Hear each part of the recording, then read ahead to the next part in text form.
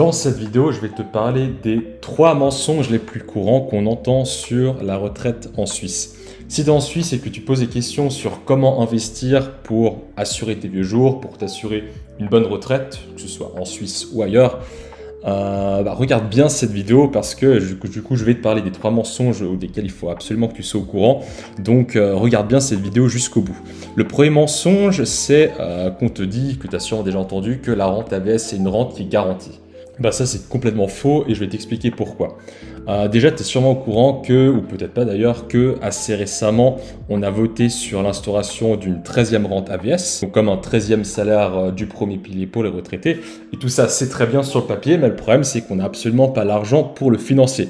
Et je vais t'expliquer pourquoi du coup. Ce qu'il faut savoir avec le système AVS, c'est que c'est un système social. Donc si tu veux, les personnes qui sont aujourd'hui en activité paye pour les personnes qui sont aujourd'hui à la retraite. Et donc les personnes qui aujourd'hui sont en activité seront à la retraite demain. Et du coup, ce sera à ce moment-là le tour des travailleurs pour financer du coup la retraite de ces retraités. On appelle ça un système par répartition. Et en France, tout le système de retraite en tant que tel est basé sur ça. Et le problème avec ce système, c'est que c'est tout simplement très similaire à une pyramide de Ponzi. Donc une pyramide de Ponzi, si tu sais pas ce que c'est tout simplement ce gentil monsieur ici, Charles Ponzi, qui lui a donné le nom. Donc Charles Ponzi, c'est tout simplement un escroc du XXe siècle qui promettait à l'époque des rendements de 50% en 90 jours à ses investisseurs. Et son système, c'était très simple, c'est qu'en fait, il payait juste les intérêts des anciens investisseurs avec l'argent des nouveaux entrants. Donc lui, en fait, il donnait juste les intérêts et tout le reste, grosso modo, il le gardait pour lui, il se les mettait dans sa poche. Donc c'est une escroquerie c'est pas Charles Ponzi qui l'a inventé, c'est juste aujourd'hui ça porte son nom, c'est vraiment un système qui est vieux comme le monde. Plus récemment, Bernard Madoff aussi, c'est exactement le même principe. Mais du coup, c'est quoi le point commun entre le système Ponzi et puis le système AVS? Dans les deux cas, en fait, le gros point commun, c'est que en fait, on est obligé pour que le système tienne, qu'il y ait sans arrêt des nouveaux entrants dans la pyramide, pour du coup payer ceux qui sont dans la pyramide depuis suffisamment longtemps.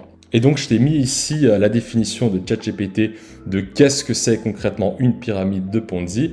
Et donc, une pyramide de Ponzi, c'est une forme de fraude financière où les gains des investisseurs sont payés avec l'argent des nouveaux entrants, plutôt que par des bénéfices réels générés par une activité économique. Et donc tu vois que c'est vraiment exactement le même principe que le système AVS. À la différence fondamentale quand même, il faut préciser que le système AVS c'est pas une fraude financière, évidemment c'est un système qui à la base a été pensé avec des bonnes intentions, il n'y a pas de souci.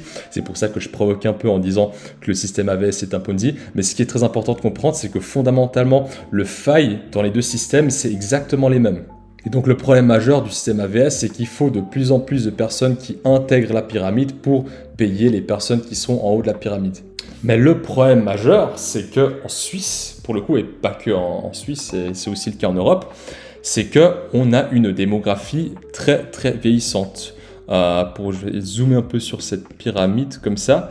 Ça, c'est une pyramide des âges en Suisse et tu vois, grosso modo, le problème majeur qu'on a, c'est que les baby boomers, donc ceux qui ont 60 ans et plus aujourd'hui sur la pyramide, et maintenant les millennials, ne font tout simplement pas assez d'enfants. Pour plein de raisons qui ne sont pas le sujet de cette vidéo, des raisons économiques, des raisons sociologiques, mais le fait est qu'aujourd'hui, on ne fait pas assez d'enfants en Suisse pour subvenir aux besoins des personnes qui seront plus tard à la retraite. Et donc tu vois qu'ici, justement, cette population des pyramides, ça a une gueule vraiment catastrophique. Tu vois que la natalité est en train de vraiment s'effondrer pour le coup, et ça ressemble vraiment de plus en plus à ce que j'ai dessiné ici, vraiment une pyramide inversée. Donc beaucoup de personnes qui sont en haut de la pyramide, donc des personnes qui vont recevoir l'argent, donc les retraités, et relativement peu de personnes qui seront en bas de la pyramide pour financer les anciens de la pyramide.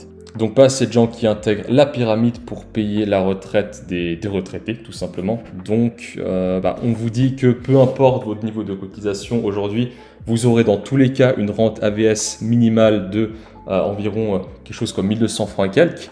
Et que quoi qu'il arrive, vous aurez cette 13e rente AVS.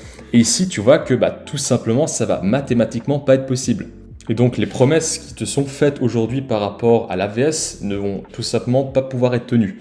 Et du coup, tu te dis peut-être, ok, la solution, forcément, il faut avoir un bon deuxième pilier. La solution, c'est qu'il faut mettre en place un troisième pilier. Et là, je vais te dire oui et non. Et ça, du coup, ça mène mon deuxième mensonge, c'est que le troisième pilier, c'est la solution à tous tes problèmes. Et du coup, non, le troisième pilier ne va pas résoudre tous tes problèmes. Dans 99% des cas, c'est indispensable d'en avoir un, mais ça ne va pas être suffisant en tant que tel. C'est déjà un bon début, mais le problème, c'est qu'un troisième pilier, ça peut être énormément de choses. Et quand ça peut être énormément de choses, forcément, il y a de tout. Et du coup, tout n'est pas toujours très bien. En l'occurrence, j'ai vu passer des troisièmes piliers qui étaient complètement sans intérêt. Et du coup, il faut faire attention à ça parce que le troisième pilier, c'est pas forcément un remède miracle. Il faut toujours faire attention de quoi on parle exactement.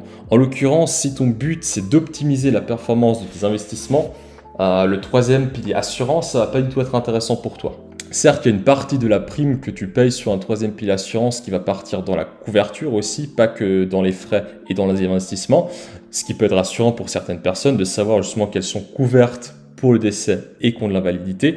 Mais le problème, c'est qu'il y a aussi une grosse partie de ce manque gagné qui va tout simplement être dans les frais. Et ces frais, les premières années, elles sont absolument exorbitantes. Le gros problème, fondamentalement, c'est le manque de transparence. Parce qu'aujourd'hui, c'est quasiment impossible de voir dans une police d'assurance vie quelle partie de ta prime va partir clairement dans l'assurance, dans ce qui va te couvrir, et quelle partie va partir dans les frais. Et pour preuve, un petit chiffre qui est très parlant, aujourd'hui, à peine 15% des troisième piliers en assurance vont jusqu'au bout du contrat. Donc ça montre bien qu'il y a quand même énormément de déchets. Et une grosse partie de ce déchet, ça vient probablement, même sûrement, de plusieurs conseillers qui ont peut-être la main un peu lourde sur le montant des primes qui font sur le contrat de leurs clients. Ce qui est une transition idéale pour parler du mensonge numéro 3. Parce que là, tu dis que peut-être, ok, tout ça c'est trop compliqué pour moi, je préfère déléguer tout ça à un gestionnaire et ne pas m'y occuper. Et non, ça aussi c'est un piège. Donc le mensonge numéro 3, c'est de penser que de déléguer tes investissements et tes finances à quelqu'un d'extérieur va te sauver la vie. Et ça, comme le troisième pilier, c'est un bon début. Déjà, clairement, de déléguer tes finances à un professionnel, c'est beaucoup mieux que de rien faire du tout, ça c'est clair. Mais là, encore une fois, suivant ta situation et suivant ton conseiller, ça ne va pas être suffisant. Ce qu'il faut savoir, c'est quand tu délègues la gestion de tes finances à quelqu'un d'autre, un intermédiaire, donc que ce soit un conseiller financier, en prévoyance, en banque, un CGP, tout ce que tu veux, forcément, il y aura des frais au mieux, ce qui est normal.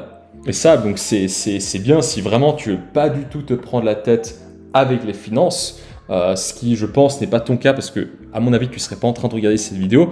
Alors là, pour ces personnes-là qui veulent vraiment pas se prendre la tête, là, ce trade-off, ça peut être intéressant. Il faut simplement garder à l'esprit que pour les personnes qui font ça, c'est de se dire tu vas payer des frais de gestion, évidemment. Et par exemple, sur 1% de frais de gestion, si tu investis sur quelque chose qui fait 10% de performance nette par année, donc typiquement, j'en parle souvent, un ETF MSCI World classique, c'est ce qu'on voit historiquement sur ces 50-60 dernières années, 10% de performance nette par année, 1% de frais de gestion, tu vas perdre au bout de 30 ans 21% de ton argent. Et sur 40 ans, tu vas perdre 31% de ton argent. Donc voilà, c'est pas ma philosophie personnellement, mais faut savoir que si tu fais ce sacrifice financier à long terme, faut le faire en connaissance de cause. Mais si tu le fais en connaissance de cause, alors il n'y a pas de souci.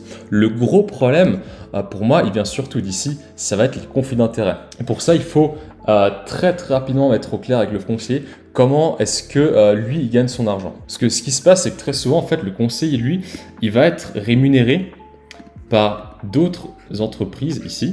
Dire par exemple, entreprise X et entreprise Y qui du coup vont le rémunérer pour des solutions de ces entreprises qui vont vendre, que le conseiller va vendre à ses propres clients. Et le problème, c'est que tu as par exemple solution X potentiellement qui pourrait être plus intéressante pour l'investisseur, mais le conseiller est mieux rémunéré avec solution Y. Lui, il aurait des incitations financières à proposer solution Y alors que pour toi, c'est pas ce qui aurait été le mieux. Ça peut être par exemple, il est mieux rémunéré pour placement X que placement Y. Ça peut être par exemple parce qu'il est mieux rémunéré par le troisième pilier assurance que par le troisième pilier bancaire. Et du coup, c'est des conflits d'intérêts qui peuvent poser problème. Donc si tu commences à cumuler frais de gestion plus conflit d'intérêts, plus éventuellement, alors je ne l'ai pas mis ici, mais la stratégie d'investissement qui peut-être n'est tout simplement pas bonne. Donc si tu cumules tout ça, très vite, ça peut quand même faire des gros dégâts sur tes finances à long terme. Et donc le résultat final, ça peut être que peut-être toi à 60 ans, finalement, tu avais des plans de partir sur une retraite anticipée et finalement, tu es encore obligé de bosser parce que tous ces coûts indirects, il faudra que tu les payes plus tard. Alors que si tu avais tout simplement, toi, pris un moment pour t'informer par toi-même, pour te former et acquérir les bons réflexes d'investisseur pour devenir autonome et pour développer vraiment la bonne stratégie alignée avec toi, à 60 ans, tu serais déjà probablement à la plage, tranquillou, avec un cocktail ou un verre d'eau si tu n'aimes pas l'alcool. Donc pour t'aider à atteindre tes objectifs et pour te féliciter d'avoir regardé la vidéo jusqu'au bout, j'ai 2 cadeaux pour toi que tu peux aller récupérer en description de cette vidéo. Le premier cadeau, ça va être tout simplement une formation gratuite dans laquelle je te donne les outils pour t'apprendre à investir et aligner ta stratégie d'investissement avec tes objectifs de vie sans avoir besoin d'aucun intermédiaire et sans y passer plus d'1 heure par mois. Et le deuxième cadeau, ça va être tout simplement un prompt que tu peux utiliser pour brainstormer avec ChatGPT sur une stratégie d'investissement 100%